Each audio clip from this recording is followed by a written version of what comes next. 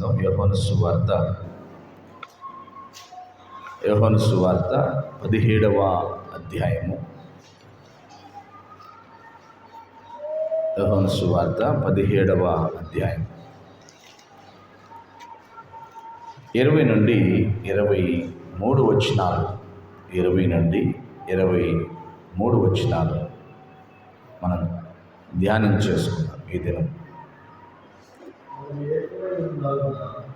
మరియు 20 నుండి 23 వరకు. మరియు నీవు నన్ను పంపితివని లోకము నమ్మునట్లు తండ్రి, నాయందు నీవును నీయందు నేనును ఉన్నలాగున వారును మన యందు ఏకమై ఉండవలని వారి కొరకు మాత్రము నేను ప్రార్థించుటలేదు. వారి వాక్యము వలన నా యందు విశ్వాసముంచు వారందరూ ఏకమై ఉండవలనని వారి కొరకు ప్రార్థించుచున్నాను. మనము ఏకమై ఉండలాగున వారును ఏకమై ఉండవలనని నీవు నాకు అనుగ్రహించిన మహిమను నేను వారికి ఇచ్చితిని. హల్లెలూయా. యేసుక్రీస్తు భూమి మీద పరిచర్య చేస్తున్నప్పుడు ఆయన శిలువ మరణానికి అనగా సర్వమానవాళి యొక్క పాప పరిహారం నిమిత్తం రక్తం చిందించడానికి గొర్రెపిల్లగా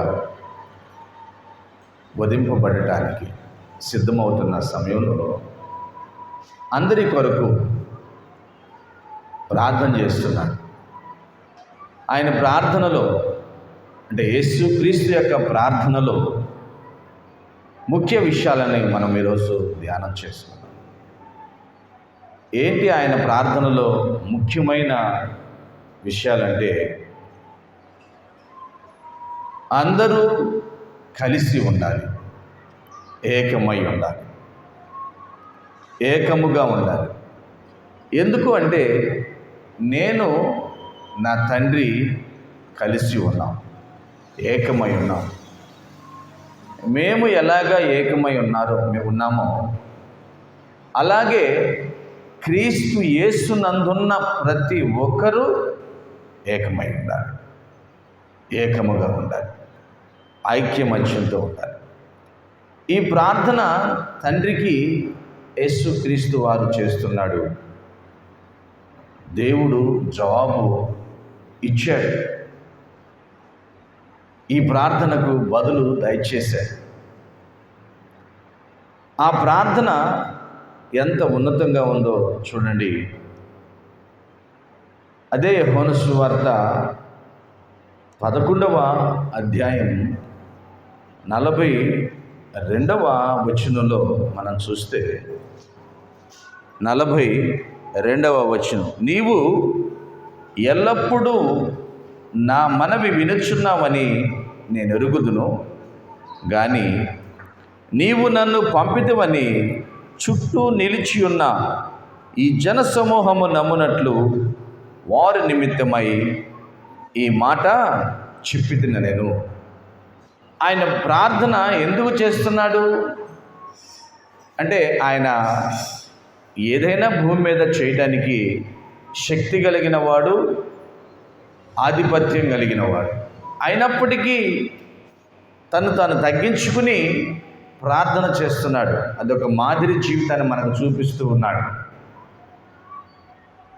ఎందుకు ప్రార్థన చేస్తున్నాడంటే, నీవే నన్ను పంపావు, నీ ద్వారా నేను వచ్చాను, నువ్వు చెప్పిన పనినే ఇక్కడ నేను చేస్తున్నాను అని ఇదిగో నా చుట్టూ నిల్చున్న వారికి తెలియాలి, నన్ను గమనిస్తున్న వారికి తెలియాలి. ఏ సందర్భంలో ఈ మాట అంటున్నాడంటే, ఒక చిన్న కుటుంబం ఉంది.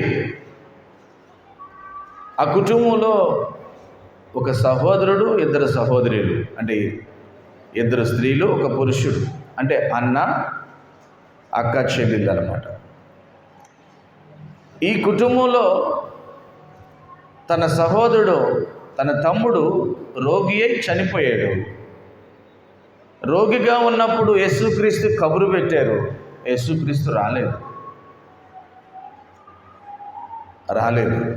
ఆయన చనిపోయాడు, సమాధి చేశారు. అప్పటికే 3 దినాలు అయిపోయినాయి. వాసన కొడుతున్నాడు. ఆయన వచ్చి వారందరి ముందు,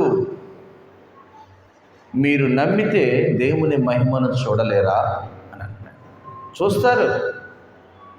మీరు నమ్మకం ఉంచండి, దేవుని మహిమను ఇక్కడ నేను చూపిస్తాను అని చెప్పి అందరి ముందు ఆ మహిమను చూపించటానికి ఆయన తండ్రికి ప్రార్థన చేస్తున్నాడు, తండ్రికి విజ్ఞాపన చేస్తున్నాడు. అంటే ఎందుకు ఈయన ప్రార్థన చేస్తున్నాడు యేసుక్రీస్తు అంటే, ఆయనను తండ్రి అయిన దేవుడి లోకానికి పంపించడని ఈ జనులు గ్రహించటానికి. హల్లెలూయా. మొదటిగా మనం తెలుసుకోవాలి, ఎందుకు ఈయన ప్రార్థన చేస్తున్నాడు, ఎందుకు విజ్ఞాపన చేస్తున్నాడు యేసుక్రీస్తు అంటే, యేసుక్రీస్తుని తండ్రి అయిన దేవుడే పంపాడని గ్రహించడానికి. తర్వాత రెండోది ఏంటంటే, అందరూ ఒకే కోవకు చెందిన వారిగా ఐక్యతగా ఉండాలనేదే దేవుని యొక్క ఉద్దేశం. అదే 17వ అధ్యాయం 6వ వచనం నుంచి 10వ వచనం వరకు ఇలా ఉంటుంది చూడండి.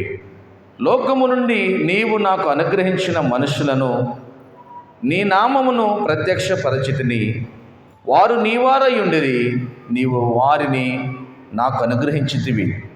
వారు నీ వాక్యము గైకొని ఉన్నారు, నీవు నాకు అనుగ్రహించిన మాటలు నేను వారికి ఇచ్చి ఉన్నాను. వారు ఆ మాటలు అంగీకరించి నేను నీ యొద్ద నుండి బయలుదేరి వచ్చుతున్న నిజముగా ఎరిగి నీవు నన్ను పంపితివని నమ్మిరి గనుక నీవు నాకు అనుగ్రహించినవన్నీ నీ వలనే కలిగినవని వారిప్పుడు ఎరిగి ఉన్నారు. నేను వారి కొరకు ప్రార్థన చేయుచున్నాను, లోకము కొరకు ప్రార్థన చేయటలేదు. నీవు నాకు అనుగ్రహించి ఉన్నవారు నీవారైనందున వారి కొరకే ప్రార్థన చేయుచున్నాను. నావన్నీవు నీవి, నీవియు నావి, వారి యందు నేను మహిమపరచబడి ఉన్నాను. హల్లెలూయా. ఎవరి కోసం ఆయన? అందరూ ఒకే దారిలో ఉండాలని, ఐక్యముగా ఉండాలని, కలిసి ఉండాలని ప్రార్థన చేస్తున్నాడు. నిజ విశ్వాసులుగా ఐక్యత కలిగి ఉండాలని, దేవుని బిడ్డలుగా కలిసి జీవించాలని యేసుక్రీస్తు వారు ప్రార్థన చేస్తున్నారు. జాగ్రత్తగా వినాలి ప్రియ దేవుని బిడ్డలారా. సర్వమానవాళి యొక్క పాపమును పరిహరించడమే కాదు యేసుక్రీస్తు చేసింది, మనందరం కలిసి ఉండాలని కూడా విజ్ఞాపన చేస్తున్నాడు. హల్లెలూయా. అంటే భూమి మీద ఒక మంచికి ఎవరు కలిసి ఉండరు, ఒక చెడుకి చాలామంది కలిసి ఉంటారు. మంచికి కలిసి ఉండటానికి ఏమాత్రము ఇష్టపడరు. అదే చెడు పని చేయడానికైతే కలిసి జీవించడానికి ఎంతగానో ఇష్టపడతారంటే, ఇక్కడ సామెతల గ్రంథములో చూడండి, సామెతల గ్రంథములో ఒక మాట ఉంటుంది.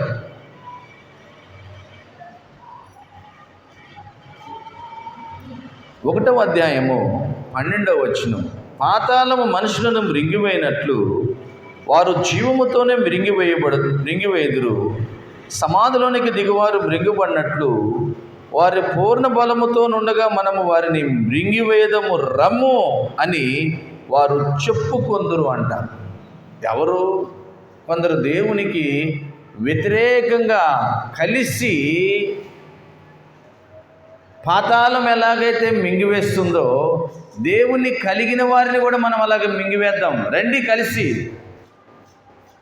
కలిసి మంచి పని చేయడానికి ఇక్కడ వారు సహకరించట్లేదు, కలిసి చెడ్డ పని చేయడానికి, మంచి వారిని పాడు చేయడానికి సహకరిస్తున్నారు కదా. అందుకే యేసుక్రీస్తు వారు తండ్రి దగ్గర విజ్ఞాపన చేస్తున్నాడు. హల్లెలూయా. ఈరోజు ఈ మాటలు వింటున్న ప్రియ దేవుని బిడ్డలారా, నీలోనేమో తగ్గించుకుని అందరితో కలిసి ఉండాలనే మనస్సాక్షి గద్దింపు ఉంది, పరిశుద్ధాత్మ యొక్క నడిపింపు ఉంది, కానీ దానికి నువ్వు లోబడలేకపోతున్నావు.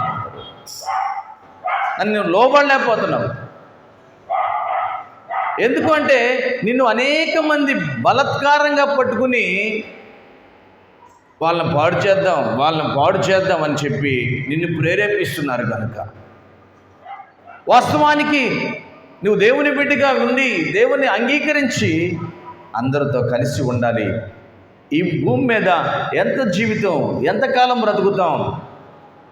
నా భార్యతో నేను కలిసి ఉండాలి, నా బిడ్డలతో నేను కలిసి ఉండాలి, నా భర్తతో నేను కలిసి ఉండాలి, నా ఇరుగు పొరి వారితో కలిసి జీవించాలి.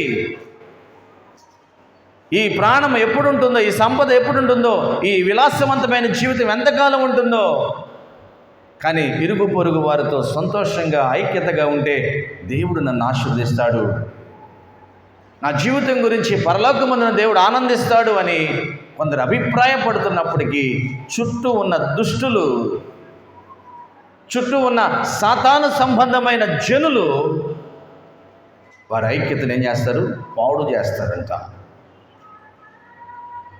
సమయం వల్ల వాళ్ళ దగ్గరికి వెళ్ళి కూర్చుని వారిని మరొకరితో కలిసి మంచి పని చేయడానికి ప్రోత్సహించరు. అందుకే యేసుక్రీస్తు వారు ప్రార్థన చేస్తున్నాడు. యేసుక్రీస్తే దేవుడయ్యుండి, యేసుక్రీస్తే మానవుల యొక్క పాపమును పరిహరించి ఇంత వేదనతో, ఇంత కన్నీటితో విజ్ఞాపన చేస్తున్నాడంటే ఎంత గొప్ప కారణం ఉందో చూడండి. 17వ అధ్యాయం అంతా ఆయన ప్రార్థన చేస్తున్నాడు. 3వది ఏంటంటే 21వ వచనం ఏమంటున్నాడు? వారును నీ వారు అంటున్నాడు. చూడండి 21వ వచనం రెండు కలిసే ఉంటేవి. యోహాను సువార్త 17వ అధ్యాయము.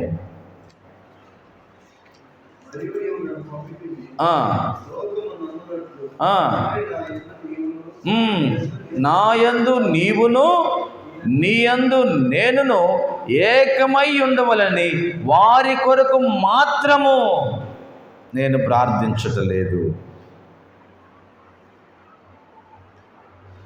విశ్వాసముంచిన వారందరూ ఏకమై ఉండవలని వారి కొరకును, అంటే కేవలం మనతో ఉండేవారే కాదు, నేను అందరి కొరకు ప్రార్థన చేస్తున్నాను. దీంట్లో ఆ జాతని ఈ జాతని సంబంధాలు లేవు, ఆ దేశమని ఈ దేశమని సంబంధాలు విభేదాలు లేవు, ఆ సంఘమని ఈ సంఘమని విభేదాలు లేవు. యేసుక్రీస్తు అందరికీ చెబుతున్నాడు, క్రీస్తులో క్రీస్తుని అంగీకరించిన మీరందరూ ఏకమై ఉండాలి. ఆమేన్ కదా. యేసుక్రీస్తుని అంగీకరించిన అందరూ ఏకమై ఉండాలి. కానీ ఈరోజు కొందరికి విశ్వాసులకి గిట్టటల మా పాదిరి గారు అసలు భయంకరంగా గుద్ది చెబుతాడు, మా పాస్టర్ గారు మా సంఘం గొప్పది అని ఎవరిని కించిపరుస్తున్నారో తెలుసా? తెలియక దేవుణ్ణి కించిపరుస్తున్నారు వీళ్ళు. మిమ్మల్ని కాయటానికి ఒక పనివాడిని పెట్టుకున్నాడు, ఆయనే సేవకుడు అంతే. ఆ సేవకునితో దేవుడు జత పనివాడై ఉన్నాడు. హల్లెలూయా. ఈరోజు పరిచర్య చేస్తున్న మేమందరము మా సొంత పనిగా చేస్తుంది, మాతో పాటు యేసుక్రీస్తు ఉన్నాడు. యేసుక్రీస్తుతో కలిసి మేము పనిచేస్తున్నాం. మేము పెట్టుకున్న సంఘం పేరు గొప్పది కాదు, మేము ఉంటున్న పద్ధతులు గొప్పవి కాదు. మనందరము క్రీస్తులో కలిసి ఉంటే అప్పుడు గొప్పవారు. హల్లెలూయా. మీ చర్చిలో ఎలాగంటగా మాకు కుదరదు. అందుకే మీ వారిని చూసినప్పుడు మేము ఏమంటారు, దాటిపోతారంట, కనపడదు. మీ వాళ్ళు ఒక రకంగా వందనాలు చదువుతారు, మేము ఒక రకంగా వందనాలు చదువుతాం. సార్ అందరూ ఎక్కడ ఏ విధంగా ఉన్నా మనందరం ఎవరిలో ఉన్నాం? యేసుక్రీస్తులో ఉన్నాం. హల్లెలూయా. తండ్రి, నీవు నాకు అనుగ్రహించిన వారందరూ నావారు, నా వారైతే వారు నీ వారే. ఆమేన్. వారిని వాక్యముతో పెంచాను. నేను ఆ జాతిని ఈ జాతిని చూడాల, ఆ సంఘమని ఈ సంఘమని చూడాల, ఆ భాషని ఈ భాషని చూడాల, అందరూ ఏకమై ఉండాలనేది యేసుక్రీస్తు యొక్క ముఖ్య ఉద్దేశం. ఆమేన్. కలిసి ఉండాలంటున్నాడు. కలిసి ఉండటానికి ప్రార్థన చేస్తున్నాడు యేసుక్రీస్తు వారు. చాలా విచారం ఏంటంటే యేసుక్రీస్తు నిజమైన దేవుడని అందరికీ తెలుసు, కానీ ఆ యేసుక్రీస్తుని ఆరాధించడానికి భార్య ఒక సంఘానికి, భర్త ఒక సంఘానికి, బిడ్డలు ఒక సంఘానికి వెళ్తారు.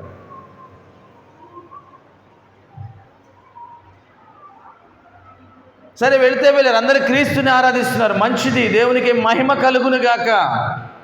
కానీ ఇంట్లోకి వచ్చినప్పుడు వారు కుటుంబ ప్రార్థన ఉండదు. ఒకవేళ కుటుంబ ప్రార్థన చేస్తే సిద్ధాంతాలు అడ్డాలు వస్తాయి. ఆ సంఘపు సిద్ధాంతం భార్యకి నచ్చదు, భర్త యొక్క సంఘపు సిద్ధాంతం పిల్లలకి నచ్చదు. ఇలాగా విభేదాలు. ఇలాంటి విభేదాలు భూమి మీద ఉన్నాయని యేసుక్రీస్తు వారు మీరందరూ కలిసి ఉండాలయ్యా. ఆమేన్. ఎలా కలిసి ఉండాలి తెలుసా? నేను నా తండ్రితో కలిసి ఉన్న రీతిగా. హల్లెలూయా. నేను నా తండ్రితో ఎలాగా కలిసి ఉన్నానో అలాగా కలిసి ఉండాలి మీరు. ఐక్యత భూమి మీద ఏదైనా చేయగలదండి. కలిసి ఉంటే కలదు సుఖం. చక్కటి సూక్తి ఉంది, పిల్లలకు బాగా తెలుసు. కలిసి ఉంటే కలదు సంతోషం, కలిసి లేకపోతే అనారోగ్యం, బీపీ అన్నీ వస్తాయి, మానసికమైన ఒత్తిడి. యేసుక్రీస్తు వారు ఊరకనే కాదు ప్రార్థన చేయమంది, ప్రార్థన చేస్తుంది, కలిసి ఉండండి, నన్ను అంగీకరించానని చెబుతున్నారు. నీ రక్త సంబంధికులతో ఇప్పటికి కూడా కొందరికి ఇంకా నువ్వు వ్యతిరేకంగానే ఉంటున్నావు. నా రక్తము ద్వారా నీ పాపాలన్నీ పరిహరించబడ్డాయని నమ్ముతూ కన్నీరు గార్చి దేవుని సన్నిధిలో సంఘముగా ప్రార్థిస్తున్నారు. ఇంకా నీ ఇరుగు పొరుగు వారిని విభేదిస్తూనే ఉన్నావు. కలిసి ఉండాలి. ఆమేన్. అందరూ చెప్పాలి ఆమేన్. హల్లెలూయా. ఏ ప్రదేశం వారైనా, ఎక్కడి వారైనా మనం ఎలా ఉండాలంట? కలిసి ఉండాలంట. దేవునిలో నీవు దేవునిలో ఉండటమే నిజమైన ఐక్యత. మరి నీవు దేవునిలో ఉండవని, దేవుడు నీలో ఉండడని ప్రజలకు తెలియాలంటే నువ్వు అందరితో కలిసి ఉండాలి. భూమి మీద మనకి ఎవరు శత్రువు ఉండకూడదు, ఒకటే శత్రువు, వాడి పేరు సాతాను. ఆమేన్. హల్లెలూయా కదా. ఒకటే. చిన్నపిల్లలకు తెలుసు. ఒక చక్కటి పాట ఉండేది, మరి మేమున్నప్పుడు చదువుకునేటప్పుడు ఉండేది. ఒక తండ్రికి 7 కుమారులంట. ఆ తండ్రి మరణం దగ్గరకు వస్తున్నప్పుడు పిల్లల్ని పిలిచి, నాన్న మీరందరూ ఐక్యంగా ఉండండి, కలిసికట్టుగా ఉండండి అని అంటున్నాడు. వాళ్ళకి అది అర్థం కావట్లా. వాళ్ళకి అర్థం అవటానికి 7 పుల్లలు తీసుకురామన్నాడు. ఒక పుల్లని ఒకరు ఇరవమన్నారు, ఎవరినే ఇచ్చేసారు. 2 పుల్లలు కలిపి ఇరవండి అంటే కొద్దిగా కష్టపడ్డారు. 3 పుల్లలు కలిసి ఇరవండి అంటే ఇంకొద్దిగా కష్టపడ్డారు. అలాగే 7 పుల్లలు కలిపి ఇరవండి అంటే 7 కలిసినా విరవలేకపోయారు. అప్పుడు అన్నాడు, ఇలాగ మీరు కలిసి ఉండను నాన్న, మీరు కలిసి ఉంటే దేవుడు సంతోషిస్తాడు. హల్లెలూయా. ఈరోజు చాలామంది కుటుంబాల్లో కొందరు దురాత్మ శక్తులలాగా ఏర్పడి భార్యాభర్తలకి కలహాలు తీసుకొస్తున్నారు, అన్నదమ్ములకి కలహాలు తీసుకొస్తున్నారు. దేవుడు కలిసి ఉండాలి అని చెబుతుంటే సాతాను వారి కుటుంబాలకు తీసుకెళ్ళి ఏం చేస్తుంది? విభేదాలు తీసుకొస్తుంది. అందుకే యేసుక్రీస్తు వారు కన్నీరు కారుస్తూ ఈ భూమి మీద ఉన్న ఈ కుటుంబాల కొరకు ప్రార్థన చేస్తున్నాడు. వారు కలిసి ఉండాలంట. ఆమేన్. ఐక్యత మన జీవితాలకు చాలా మంచిది. సహోదరుల ఐక్యత కలిగి ఉండుట అది ఎంతో మేలు, అది ఎంతో మనోహరం.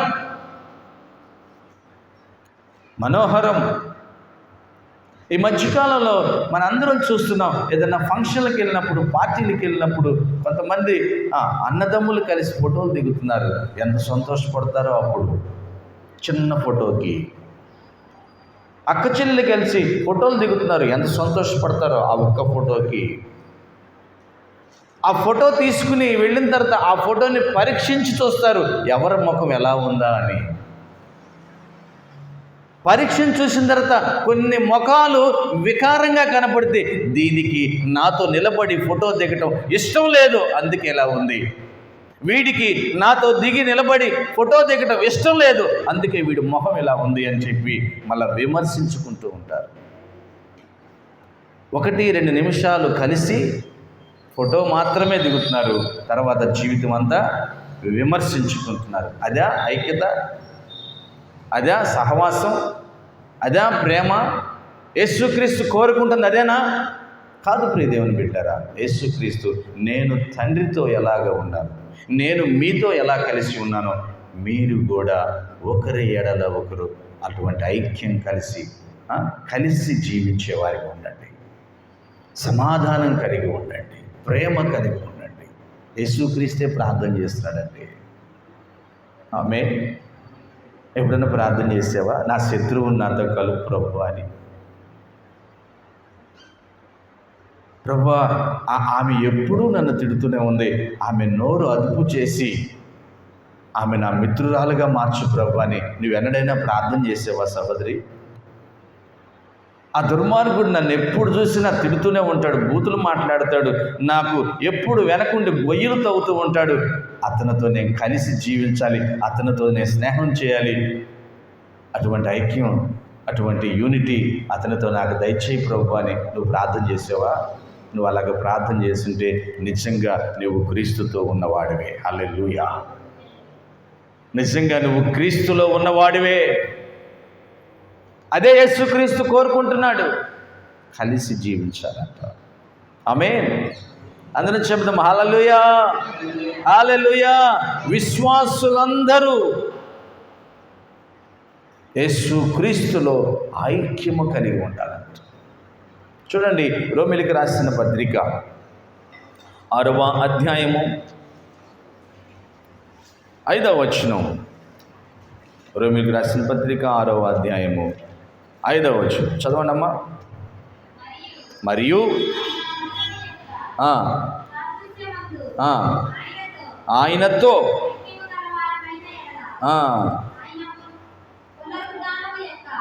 6వ అధ్యాయం 5వ వచనం కదా.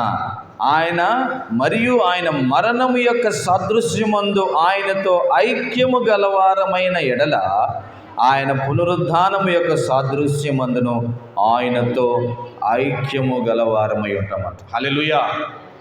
అంటే యేసుక్రీస్తు సర్వమానవాళి కొరకు చనిపోయాడు, ఆ పాపం అనేది ప్రాయశ్చిత్తం అయిపోయింది. నువ్వు నిజంగా యేసుక్రీస్తులో ఉంటే అప్పుడే నీ పాపం అంతా ఏమైపోయింది? చనిపోయింది, పాతి పెట్టబడింది. హల్లెలూయా. అంటే నీలో అప్పుడు వరకు ఉన్న ద్వేషం, అప్పుడు వరకు ఉన్న చెడు అలవాటులు, అప్పుడు వరకు ఉన్న చెడు స్నేహాలు యేసుక్రీస్తు మరణము ద్వారా, ఆయన మరణంలో మనం కలిసి ఉండటం ద్వారా ఏమైపోయినాయి? సిలువ వేయబడి పాతి పెట్టబడ్డాయి. ఆమేన్. అప్పుడు మనం ఆయనలో ఉన్నవారం, ఆయనతో కలిసి ఉన్నవారం. తర్వాత యేసుక్రీస్తు ఏమైంది? 3వ దినం పునరుద్ధానముతో లేచాడు. పాపమిక లేదు, శాపమిక లేదు, రోగము లేదు, చెడు స్నేహాలు లేవు, చెడు అలవాటులు లేవు, ద్వేషం లేదు, దుర్మార్గత లేదు. ఇప్పుడు ఆయన మహిమగల దేవుడు. హల్లెలూయా. నీతిమంతుడైన దేవుడు. మరి ఆ పాపము చనిపోయింది. పాపము చనిపోయినప్పుడు మనం ఆయనలో ఉన్నాం, తిరిగి లేచినప్పుడు మనం ఆయనలో ఉన్నాం. అంటే ఇప్పుడు మనం ఏం చేయాలి? ప్రేమ కలిగి ఉండాలి, సమాధానం కలిగి ఉండాలి, ఐక్యత కలిగి ఉండాలి. ద్వేషం ఉండకూడదు, అలవాట్లు ఉండకూడదు, పనికిమాలిన స్నేహాలు ఉండకూడదు, వికారమైన ఆటపాటలు ఉండకూడదు, హేళన చేసే బ్రతుకు నీ జీవితంలో ఉండనేకూడదు. ఎందుకంటే అవన్నీ క్రీస్తుతో పాటు మరణించాం, మనము కూడా అవన్నీ సమాధి చేసి వేశాం. హల్లెలూయా. అందుకే అంటున్నాడు సంఘం అంట ఆ క్రీస్తులో ఉందండి. చూడండి, 1 తెస్సలోనికి రాసిన పత్రిక, 1 తెస్సలోనికి రాసిన పత్రిక 1వ అధ్యాయము 1వ వచనం. మన తండ్రి అయిన దేవుని యందును ప్రభువైన యేసుక్రీస్తు నందును ఉన్న తెస్సలోనియ సంఘమునకు పౌలును సిల్వాను తిమోతియును శుభమని చెప్పి వ్రాయినది. ఎక్కడున్నారు ఈ సంఘం? ఎక్కడుందంట? క్రీస్తునందున్న సంఘము. ఏ దేవుని బిడ్డలారా, ఈరోజు సంఘాలు ఎవరిలో ఉండాలి? పాస్టర్ గారిలో ఉండాలా? క్రీస్తులో ఉండాలి. హల్లెలూయా. ఈ భూమి మీద చాలామంది సంఘాలు ఎక్కడున్నాయి? చెప్పాలి, మీరే చెప్పాలి. సేవకుల్లో ఉన్నాయి.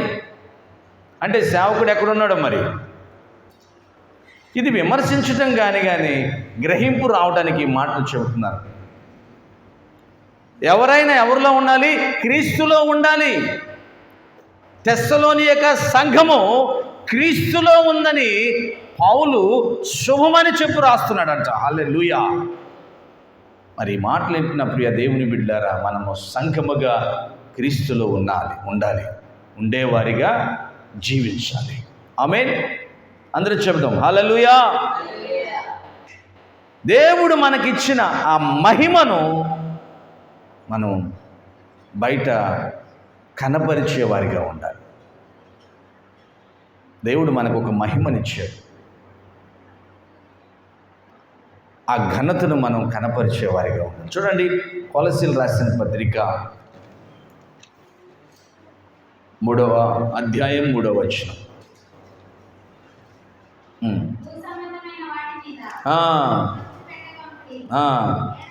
ఎలయనగా మీరు మృతి పొందితిరి, మీ జీవము క్రీస్తుతో కూడా దేవుని యందు దాచబడి ఉంది.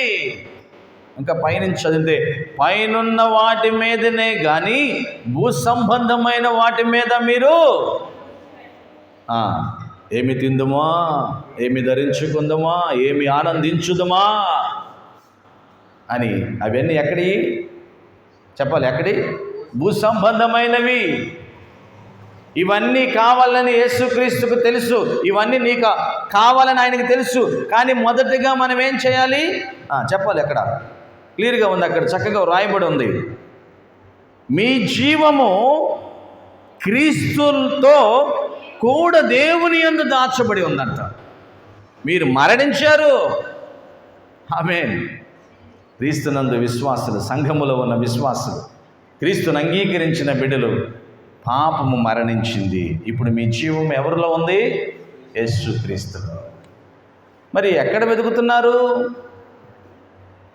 ఇప్పుడు ఎక్కడ వెతకాలి? మనం పైనున్న వాటిని వెతకాలి. హల్లెలూయా. ఇంకొద్దిగా పెద్ద వాడికి ఇంకొద్దిగా బాగా కోపం రెప్పించి వాడి కుటుంబాన్ని అంతా పతనం చేద్దాం. ఇదే గోల, ఇదే రగడైపోయింది భూమి మీద, విశ్వాసుల్లోనూ అవిశ్వాసుల్లోనూ.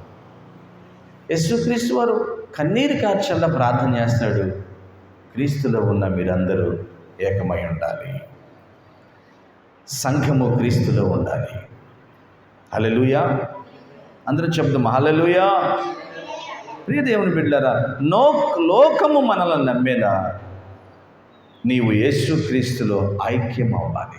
నిన్ను చూసినప్పుడు నిజమేరా, ఇతనిలో క్రీస్తు ఉన్నాడు, ఆమేన్, ఇతనిలో యేసయ్య ఉన్నాడు, యేసుక్రీస్తులో ఈ వ్యక్తి ఉన్నాడు, ఈయన జీవితం క్రీస్తుతో ముడిపడి ఉంది. క్రీస్తు లేకుండా, క్రీస్తు స్వభావం లేకుండా, క్రీస్తు మాట లేకుండా ఈయన మాట్లాడు. ఆమేన్. హల్లెలూయా. అది ఎంత బాగుండండి. అంటే మన స్వభావం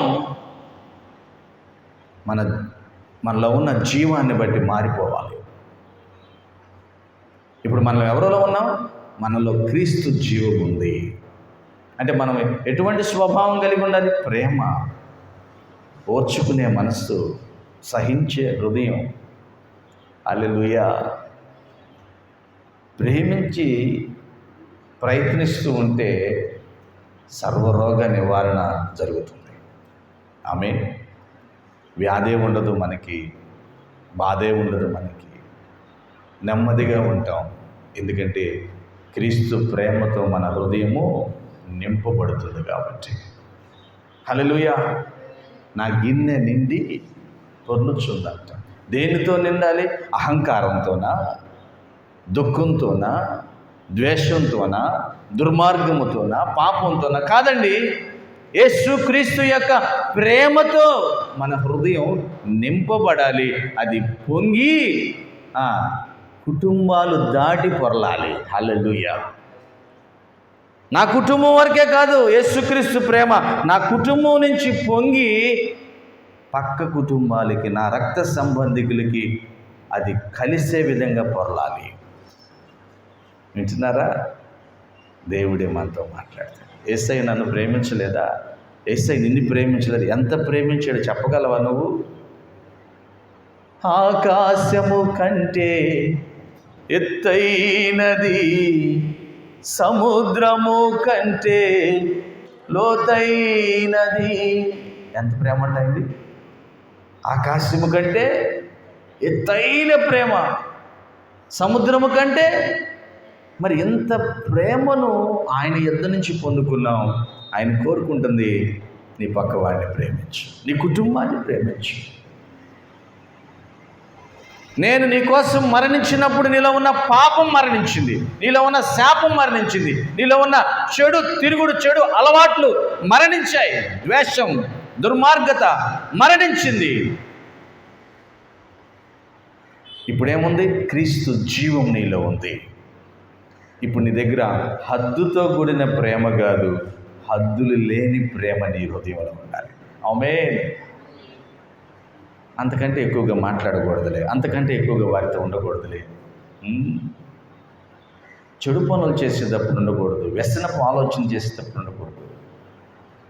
క్రీస్తు యొక్క ప్రేమని మరలా పొంగి పొంగి మాట్లాడుకుంటున్నప్పుడు ఎంతసేపైనా మన వారితో ఉండొచ్చు. ఆమేన్. దేవుని వాక్యం మనకు తెలియజేస్తున్న ప్రియమైన బిడ్డలారా, క్రీస్తు యొక్క ప్రేమతో మనం నింపబడాలి. చివరిగా 23వ వచనం మనం చదువుకుని ముగించుకుందాం. 23వ వచనం, యోహాను సువార్త 17వ అధ్యాయం 23వ వచనం. మనము ఏకమై ఉన్నలాగున వారును ఏకమై ఉండవలనని నీవు నాకు అనుగ్రహించిన మహిమను నేను వారికి ఇచ్చాను. నీవు నాకు అనుగ్రహించిన మహిమను నేను వారికి ఇచ్చాను. యేసయ్య ప్రార్థన చూడండి. తండ్రి, నేను నీతో ఉన్నాను, నీవు నాతో ఉన్నావు. యేసుక్రీస్తుని కలిగి ఉన్నవారు కూడా ఏకమై ఉండాలి, కలిసి ఉండాలి. ప్రియదేవుని బిడ్డలారా, ఉంటున్నారా అలాగే?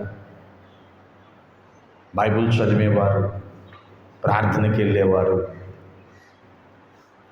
ఈరోజు సంఘాల యొక్క గొప్పతనాన్ని చెప్పుకుంటూ ముందుకు వెళుతున్నారు, కానీ క్రీస్తు యొక్క గొప్పతనాన్ని చెప్పుకునే వాళ్ళు ఎవరైనా ఉన్నారా?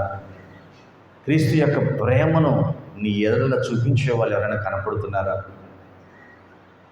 సేవకుల యొక్క గొప్పతనాన్ని చెప్పుకుంటూ వెళ్ళేవారు ఉన్నారు, కానీ ఆ సేవకునికి దేవుని యొక్క మహిమనిచ్చిన యేసుక్రీస్తు గొప్పతనాన్ని ఎవరైనా చెప్తున్నారా? అందుకే యేసుక్రీస్తు కన్నీటితో ప్రార్థన చేస్తున్నాడు, మీరు ఏకమై ఉండాలి. ఆమేన్. మీరు ఏకమై ఉండాలి. ఎట్లా ఉండాలి? నేను నా తండ్రితో ఏకమై ఉండలాగున. ఐక్యత మన జీవితానికి చాలా ప్రాముఖ్యమైనది. చివరిగా రోమిలికి రాసిన పత్రిక 5వ అధ్యాయము, రోమిలికి రాసిన పత్రిక 5వ అధ్యాయం 8వ వచనం చూడండి. 8వ వచనం చదవండి.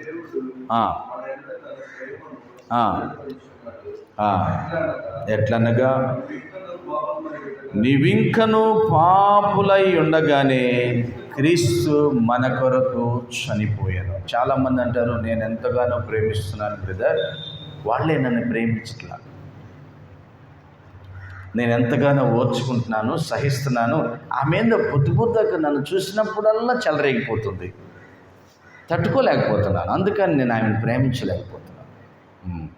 దీనికి సమాధానం వేసే ఒక మాట చెప్తున్నాను. నువ్వు దుర్మార్గుడిగా, దుష్టుడిగా, పాపిగా, ఈ లోకంలో అందరూ నిన్ను వెలివేసిన వారిగా ఉన్నప్పుడే నీకోసం నేను ప్రాణం పెట్టాను. నీలో మంచితనం చూసి ప్రాణం పెట్టానా? నీలో గొప్పతనం చూసి ప్రాణం పెట్టానా? నువ్వు 10 మందికి సహాయం చేస్తున్నాను ప్రాణం పెట్టానా నీకోసం? కాదు. నువ్వు దుర్మార్గురాలుగా జీవిస్తున్నప్పుడు, నీ నోరు అదిరిపాటుగా ఉన్నప్పుడే నీ కోసం నేను ప్రాణం పెట్టా. నీ దగ్గర నుంచి నేను కోరుకుంటుంది ఏంటంటే అందరితో సమాధానంగా ఉండు. ఆమేన్. అందరితో ఐక్యతగా ఉండు. చూడండి, ఈరోజు సమాధానం లేక దేశాలు కొట్టుకుంటున్నాయి కదా, రాజ్యాలు కొట్టుకుంటున్నాయి, రాష్ట్రాల్లో ప్రభుత్వాలు చంపుకుంటున్నారు. కొద్ది దినాల ముందు బంగ్లాదేశ్లో భయంకరమైన వ్యతిరేకత వచ్చి బంగ్లాదేశ్కి ప్రధానమంత్రిగా ఉన్న ఆమె ఒక్కసారిగా దేశం విడిచి పారిపోయి భారతదేశంలో తలదాచుకుంటుంది. కారణం ఏంది? మనిషిని ఓర్చుకోలేడు, ప్రేమ లేదు, ఐక్యత లేదు, తగ్గింపు లేదు, త్యాగం లేదు. ఏ పాటిది నీ జీవితం? అంతలో కనపడి అంతలో మాయమైపోయే ఆవిరి వంటి జీవితం. అంటే పాడటానికి వినటానికి చాలా బాగుంటుంది, అది నీ జీవితమే అని గ్రహిస్తే చాలా బాగుంటుంది ఇంకా కదా. అది నీ జీవితమే, అది నీ జీవితమే, మన జీవితమే. అది మనం గ్రహించేవారిగా ఉండాలి. మా బంధువులు నామక ఉంది, నానమ్మ అవుతుంది. ఒక పక్కేమో కూతురు కొడుకు, రెండో పక్కేమో కొడుకు కూతురు. ఇద్దరికి వివాహం చేయాలని ఎప్పటి నుంచో ఆనందపడింది. తీరా రేపు వివాహం, ఈరోజు చనిపోయింది. ఎంత పాటిది జీవితం చూడలేకపోయింది. నువ్వు దేనికోసమో ఊరు మొత్తానికి విడిచిపెట్టి ఒంటరిగా ఉంటున్నావు. ఏం సాధిద్దామనో? నువ్వు సాధించేది నీకు దొరకదు. నువ్వు సాధించాలనుకున్నది నీకు దొరకాలంటే నీకు క్రీస్తు యొక్క సహాయం కావాలి. ఆయన ఉచితంగా సహాయం చేస్తాడు. ఏంటంటే ఆయన్ని అంగీకరించి ఆయన ప్రేమతో నువ్వు నింపబడి నీ పొరుగు వారిని, నీ కుటుంబాన్ని, నీ ఇరుగు పొరుగు వారిని ప్రేమించే మనసు కలిగి ఉంటూ అటువంటి ప్రేమతో మనందరం నింపబడాలని తెలియజేస్తూ ఈ కొద్ది మాటలు ముగిస్తున్నాం. దేవుడు మనందరినీ దీవించునుగాక. ఆమేన్.